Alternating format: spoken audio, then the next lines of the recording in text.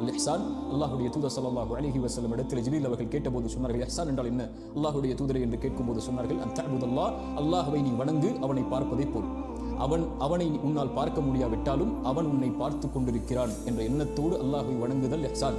அல் இஹ்சான் என்றால் இந்த உலகத்தில் ஒரு மனிதன் ஒரு செயலை செய்வான் அல்லாஹ்விற்காக மட்டும், ஒன்றை விடுவான் அல்லாஹ்விற்காக மட்டும். ஏன்? அல்லாஹ் என்னை பார்த்து கொண்டிருக்கிறான் என்று. அவன் அல்லாஹ்விடத்திலும் படைப்புகளிடத்திலும் எல்லா விஷயத்திலும் அழகிய முறையில் நடந்து கொள்வான், அல்லாஹ்விற்காக மட்டும். தன் பெற்றோருக்கு பணிவிடை செய்வான், அல்லாஹ்விற்காக மட்டும். குழந்தைகளுக்கு உணவளிப்பான், அல்லாஹ்விற்காக மட்டும். தன் மனைவியிடத்தில் நல்ல முறையில் நடந்து கொள்வான், அல்லாஹ்விற்காக மட்டும். ஏழைகளுக்கு உணவளிப்பான், அல்லாஹ்விற்காக மட்டும். பொய் பேசுவதிலிருந்து விலகிக் கொள்வான், அல்லாஹ்விற்காக மட்டும். புறம் பேசுவதிலிருந்து விலகிக் கொள்வான், அல்லாஹ்விற்காக மட்டும். கோபங்களை கைவிடுவான், அல்லாஹ்விற்காக மட்டும். பிறருடைய குறையை குறித்து பேசாமல் தன்னை பாதுகாத்துக் கொள்வான், அல்லாஹ்விற்காக மட்டும்.